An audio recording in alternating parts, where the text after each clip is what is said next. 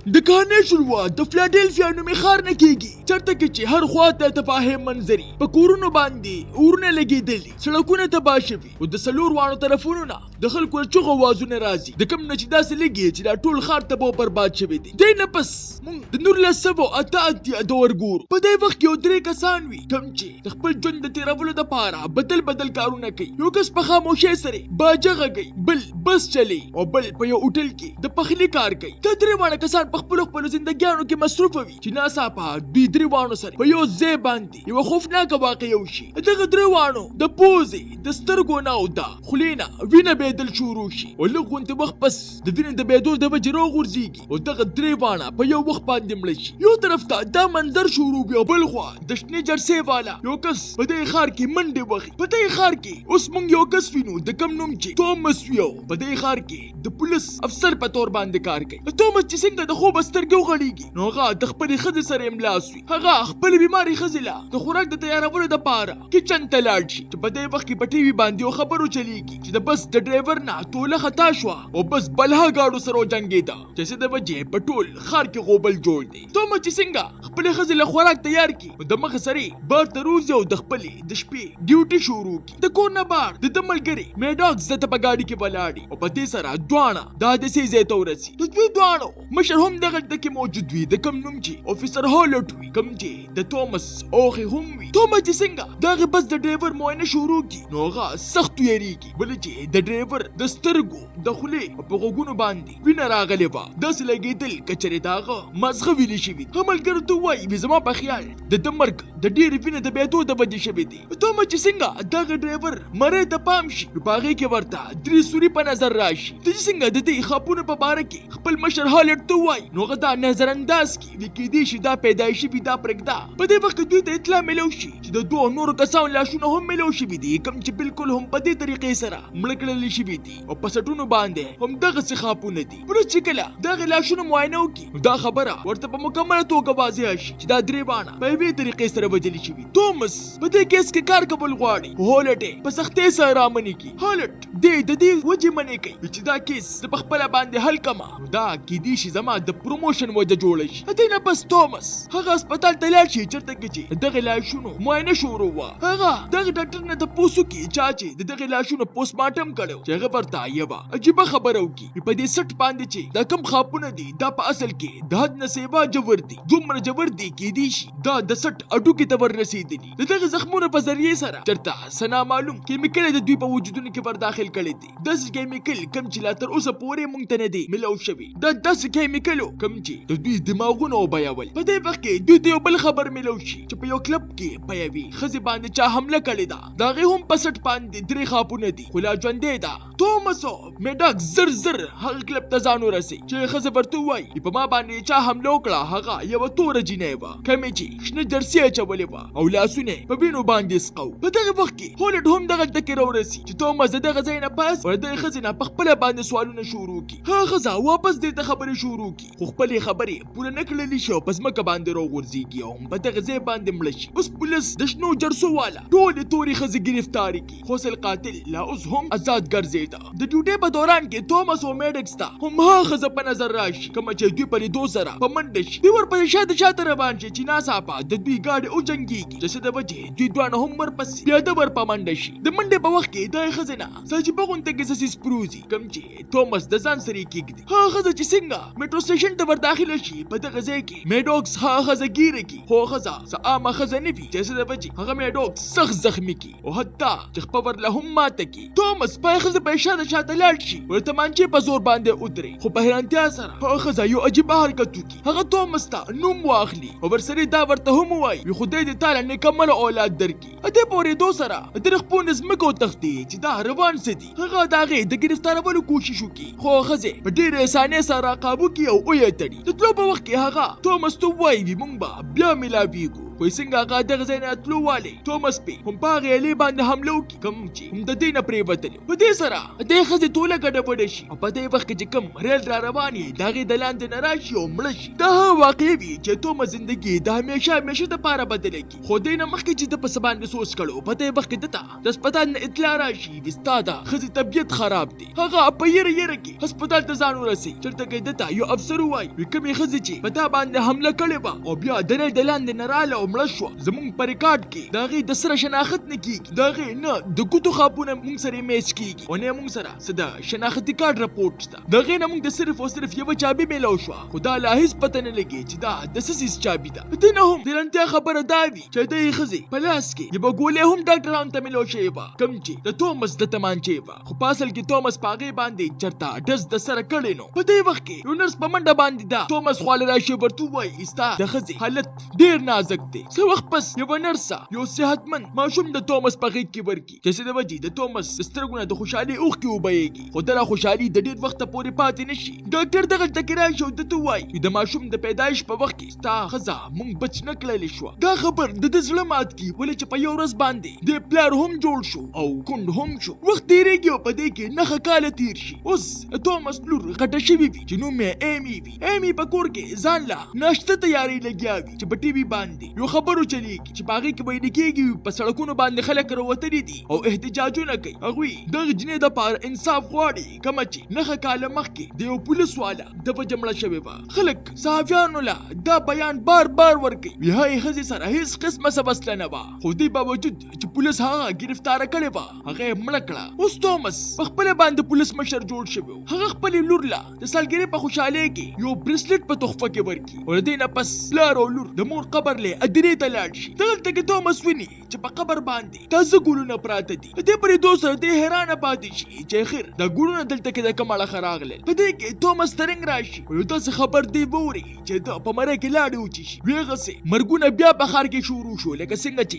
نهه کاله مخکې به کېدل. توماس د مخ سره هغه ځای ته لاړ شي چېرته کې چې کسان مړه شوي وو. هغلته کې اوس هم د سره خپل ملګری میډوکس کار کوي د کوم چې خپه ماته شوې وه اوس د هغې د وجې ګوټ به ګرځېده. توماس د هغه نه تپوس وکړي وي ته خو نن زما د ښځې قبر له تلې نه وي چې میډوکس ورته دې په جواب کې ووایي وي نه نن خو نه یم تلې. دوی دواړه د یونیورسټۍ په یو کلاس کې ور داخل شي چېرته کې چې د یو پروفیسر لاش پروت دی او د هغه په سټ باندې هم هغسې درې نښانونه موجود وي او مرګ یې د وینې د بهېدو د وجې شوي. څه وخت پس دغلته کې هولټ راشي کوم چې اوس نوره هم ترقي کړې وي. هغه د دغه ځای د کیمرو ویډیو وګوري د کوم په کتو سره چې د دوی د خپلو نه ځمکو تښتي. په کیمرو کې چې کوم قاتل دوی ته په نظر راشي هغه بالکل هم د هغې ښځې غوندې ښکارېږي کوم چې نهه کاله مخکې د ریل د لاندې نه راغلې وه او مړه شوې وه او بالکل هماغسې شنه جرسي یې اچولې وه. د دوی په نظر کې هغه ښځه مړه شوې وه درې د وجې دوی ټول ته داسې لګي چې دا چېرته د هغې نقل چا کړی دی او دا قتل یې کړی دی. پولیس سټیشن ته په واپس راتلو سره توماس نهه کاله زاړه فاریونه واپس کولو کړي چې په دې وخت کې د نظر په هغې عجیبه چابې باندې پروزي کوم چې د هغې ښځې نه دته میلاو شوې وه. په دې قتلونو کې نور هم اضافه وشي د څه د وجې چې په پولیس باندې زور راشي او په ښار کې هرخوا د یېرې ماحول جوړ شي. دی چې څنګه هغه زړې ویډیوګانې واپس وګوري نو ده پکې یوې خبرې ته پام شي د دې ښځې لاس هم هغسې زخمي و لکه څنګه چې نهه کاله مخکې هم د هغې ښځې ګس لاس زخمي و کومه چې د ریل د لاندې نه مړه شوې وه. دی خپل ملګري ته ووایي وایي دې خبرې په باره کې خو مونږ چاته هم نه دي ویلې نو بیا څنګه د نوي قاتل ته دا خبره معلومه ده. په دې وخت کې یو بل ملګری ده ته ووایي وایي دغه چابې په باره کې مونږ معلومات وکړو هغه د یو جس چابي ده کوم چې صرف یو کال مخکې جوړ کړی شوي دي. په دې پورېدو سره دی حیرانه پاتې شي ولې چې دا چابي ده ته نهه کاله مخکې د یې ښځې نه میلاو شوې وه. دقیقاتو نه پته ولګي چې په دې ښار کې صرف او صرف یو داسې ایرپورټ دی په کوم کې چې هم د دې مرډر والا جز موجود دی. دې د وجې توماس او میډاکس هغلته کې د تلو فیصله وکړي. پلانه کې دوی ملاقات یو ساینسدان سره وشي د کوم نوم چې ډاکټر نووین راو وي. ډاکټر نووین د دوی د وړاندې یې په دعوو کې وی دې کیس تعلق چېرته کې ریسرچ سره دی ولې چې دا قاتل په یو خاص وخت او په یو خاص موقع باندې راظاهرېږي. هغه دوی ته دا هم ووایي وایي نهه کاله مخکې چې کله هم داسې واقعې شوې وې په هغې وخت باندې هم سپوږمۍ تندر نیسلو او نن هم نیسلی دي خو توماس او میډاکس ته د خبره لکه هم چې بخکار نشو نظر انداز کی او دواړه د ایرپورټ په طرف باندې روان شي ایرپورټ ته ورسېدو سره توماس لکه یوازې دنه لاړ شي او دا غزه منیجر سره ملو شي هغه د کستا د خځې تصویر خایو ته پوسټ نو کی وی آیا تا دا خځه چرته کې لري دا چې منیجر دا غي د پیچنګرونو انکار وکي خو توماس باغ کی به خبره ته پام شي چې دا کس یې لري دی په دې وخت کې ها خځه دیو دیوال د شاته نه پټه شي توماس په کاغذ کې لیکل هم کوي او خبره هم کوي هغه په دې باندې پوهوي چې دلته کې چرته بل څوک هم موجود دي هغه څنګه خپل تمانچې له لاس د ورولو واړي په دې وخت کې هغه خځه بار شو په دې باندې تمانچې کېږي وی تاسو سره چې دوباره ملو شوم ډیر خوشاله شوم ستانوم توماس ته کنه هغه منیجر له حکم ورکی وی دا توماس په کرسي باندې اوتاړه په دې کې توماس په خاموشۍ سره براني ملګری ته رنګ وکي چې څه د وجه هغه د دوی دا ټول هر څه ووري هغه خځه د منیجر نه د جس چابي وغواړي چې منیجر یې بدلا په مجبورۍ کې ورکی منیجر چې څنګه خپل تمانچا دروباسلو والی نو دې نه مخکې چې پاغه باندې ډس کړو هغه خځه پیرا مخکې شو ډس نه پورته کی په دې کې دی وګړو د پولیس د ګاډي आवाज راشي چې څه د وجه دا خځه او یریږي ورځان د بچ کولو د پاره په توماس باندې تمانچا کېږي په دې وخت میډوکس دغه تکرا داخل شي چې دا خځه بغیر ته سوچا دا غنا په تندې باندې ډس پورته کی هغه ته څنګه د احساس شي چې دا ما څوک مړکل دا د ملګری دی نو هغه په دې سره سخت پریشان شي په دې سره د توماس لمات شي خو خځه په زور باندې ځان سره په جس کې باجي او د پولیس دراتونه مخ کې ها خځه جزوالو زي هلته چې څنګه دا پته ولګي چې زما اوخي هم په دغه جس کې موجود دی نو د بجي دا پولیس لا د فارغ اجازه ورنکي وی دس ونکه ګوري په جس کې درنه ها خځه توماس ته وایي وي ته ما پسې ګرځېدل پرېږده هغه د تو وایي وی دا چې کومه دا د حد نصیبه ضروري دي هر نه کاله پس زوم په دې ورځ باندې صرف راځم او غم مکوا ما څوک هم نشي وجلی دې په جواب کې توماس ورته وایي چې تر څو پورې ژوندې ما هم پتا پسې به ګرځم دې پورې دو سره هغه د توماس د جزخ کته وغورځي خو پوښ قسمت سره دغه ځای د لاندې نه سمندر موجودي او د غورځېدو نه پس توماس په لامبو باندې ځان د سمندر غاړې له رورسي په دغه ځای کې د دغه جز ملبه ملو شي خو هغه ورته په یو ځای کې هم په نظر رانشي په سبا باندې سم د سارا هولټو دغه پولیس د خزي درا معلومولو په کوشش کې لګیا شي توماس هالټ ته وایي بیا خزه د مستقبل نه راغلی دا چې دې پورې دو سره هولټ هغه ته لکه دا لیوانو غونته پکتو شي په دې کې نور نه کاله تیر شي اوس توماس بوډا شوی وي هغه پادیره کې د یو قبر په کنور کې لګیا وي چې د کنورو نه پس یو ډانچه ورته په نظر راشي چې په هغې باندې هم هغه سي درې خاپونه موجود وي په دې سره د توماس یقین پیدا شي چې دا ښځه چې څوک هم وجني هغه عام خلک نه وي په دې سره توماس خپل تفتیش واپس شروع کی د اخبار نه هغه ته دا خبر ملو شي چې ډاکټر نوین راو د ډیر وخت راسي لاپته دی په سبا باندې توماس د هیرالد کونډې ښځې سره ملو شي د کوم مخ ته چې دی ځان د انویسټیګیشن والا ظاهر کی اته پرې تو سره دا ښځه حیرانه پاتې شي ولې چې دغه د خاوند د مرګ اتلس کاله شي هغه توماس ته دغه کاغذونه وخایي د کوم نه چې دا پته ولګي چې د هیرالد د تور خلکو نه د حد نه سیوا نفرتو درې د بجې هغه یو خپل تنظیم شروع کړو د کوم چې دا مقصد چې دا تور خلک د دې ځای نه وباسو د کاغذونه د هم پته ولګي چې د چې کومه اولنې ښځه به او هم د سره په دې تنظیم کې شامله به خو بیا د څه وجوهاتو د وجې د یو بل نه بیل شو توماس دا ښځه نه دغه ټولو خلکو نومونه واخلي کوم چې خاوند سره هم په هغې تنظیم کې شامل وو دغه نومونو په کتلو سره د توماس رنګ لړ شي ولې چې هغې ښځې کوم خلک هم قتل کړو هغه ټول په ټوله هم د دغه تنظیم سره تعلق لرونکي وو په دغه ورځ باندې توماس خپلې لور ایمي پسې په خپله باندې سکول ته لاړ شي ولې چې د هغې نن اتلسمه سالګیره وه اوس توماس خپله نوکري هم پرېښودلې وي ولې چې په دې کیس کې دې تر دې حده پورې ورننوتلي وو چې خپلې لور له هم ټیم نشو ورکولی دې د وجې د لور به اوس د هالټ خاندان سره اوسېدله توماس هالټ سره ملو شي او هغه ته ووایي تا ته د هالټ نومې کس هغه قتل یاد شي کوم چې د ډاکټرانو مطابق د نشې د وجې شوي هغه هالټ ته د کسانو لیست ورښایي د کوم تعلق چې د هالټ هغه تنظیم سره وي دا کوم خلک چې هم نشوي دي د دوی ټولو تعلق هم هغه تنظیم سره توماس ورته دا هم وایي وي هغه ښځه بار په وخت کې شاته راځي او په درې کم 2000 کې هغه چرې هم نه ده مړه شوې نن بیا د هغې نهه کاله پوره کېدو واله دي نن به بیا راځي هولټ ته دغه دا ټوله خبره هسې بکواس ښکاره شي خو چې کله توماس ورته په ژړا شي او منتونه ورته شروع کړي ما خو ټول ژوند هم د دې کیس په حل کولو کې تېر کړ نو په دې سره د هولټ په سخت زړه خفه شي او دواړه یو بل ته پر تر غاړې وځي خو حقیقت دا چې توماس دا ژړل صرف او صرف ډرامه وه د موقع په ملاوېدو سره هغه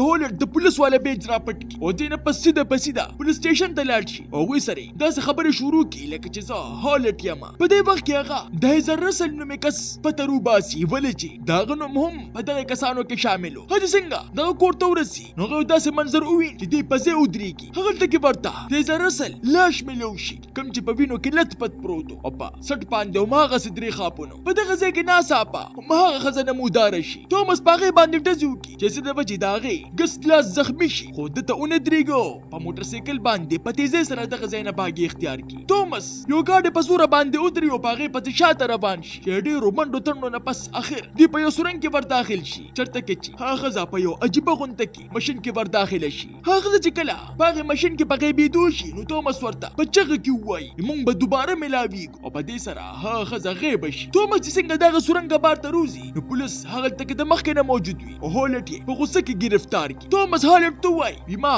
هغه ښځه په ګس لاس باندې وویشتله او دا هغه زخم دی کوم چې موږ ته بار بار ملاوي. خو دا ځل هم هالټ د دې خبرې د منلو نه انکار وکړي. دا ټول هر څه ډاکټر نوین راو په خاموشۍ سره یې ګوري. دا ډاکټر په یو خطرناک غونډې علي باندې کار کوي لګیا یي د کوم تجربې چې دی بار بار په ځناورو باندې کوي چې څه د وجې د هغوی د سترګو او د خولې او د غوږونو نه وینې بهیږي او د دې نه پس مړه کېږي. په دې سره ډاکټر سخت خوشحاله شي ولې چې د دا تجربه د ډېرو کلونو نه پس کامیابه شوې وه. په دې وخت کې هغه دغه سورنګ خواته دغه قاتل دوه پسې انتظار کوي لګیا یي چې په دې وخت کې توماس ته د خپلې لور د ایمي یو وایس میسج راشي. ایمي ده ته وایي زه بیماره یم او زه غواړم چې په دې سخت وخت کې ته زما خواته خامخا یې. په دې سره د توماس د سترګو نه اوښکې روانې شي. په دې وخت کې ناڅاپه هغه ځان مومي چې په یو ټک پسې شاته تړلی شوي دي. د دې هر څه له شاته هم د هغې د ډاکټر نوین راو لاس. ډاکټر ده ته وایي زه په هغې قاتلې ښځې باندې فخر کوم. ما په یو داسې تجربې باندې کار شروع کړی دی کومه چې به زما نه پس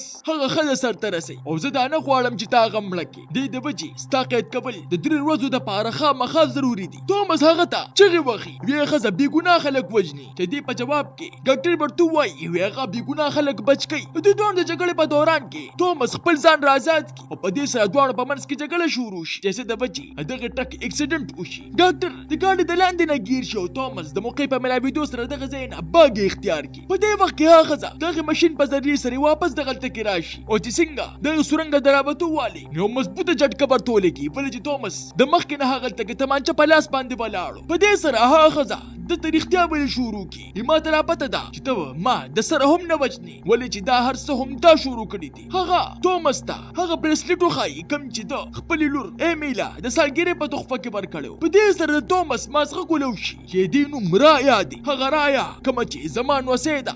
رایا دته وایي زه هم نن پیدا شوې یم. په دې سره توماس سخت خفه شي او په جلا جلا کې دې ته ووایي کاش چې ته ما په 1988 کې نه مې وژلې. خو رایا په دې خبره باندې مطمئنه کړي وایي څه به مخکې کېږي هغه څوک هم نشي بدلولی. زه هم د دې ماشین نه هره ورځ هم په دې وخت او هم په دې ورځ باندې روزم او هره ورځ دا لوبه زما په مرګ باندې ختمیږي. د دوی په وخت کې رایا توماس ته اخرنۍ خبره وکړي زما د مور خواله لاړه شه هغې ته ستا ضرورت دی. د دې پورېدو سره هغه د همیشه دپاره لاړه شي او توماس د غم د لاسه په چغو په ژړا شي. اوس دا هر څه واپس د 1988 نه شروع شي. ډاکټر په خپل لیبارټرۍ کې کار کوي لګیا چې تجربې په کامیابېدو سره هغه اله رایا ته حواله کړي چې په دې وخت کې یو غټ راز کولو شي. په 2024 کې چې کوم ښار تباه برباد شوی و په اصل کې د هیلټ د تنظیم د انتها پسندۍ نتیجه وه. دا ټوله تبۍ همدغه تنظیم واله کړې وه ولې چې په 2024 کې دوی دغلته کې دماکې کړې وې چې څه د وجې د ملک حالت تر دې حده پورې خراب شوی چې خلک په خپلو کورونو کې هم محفوظ نو.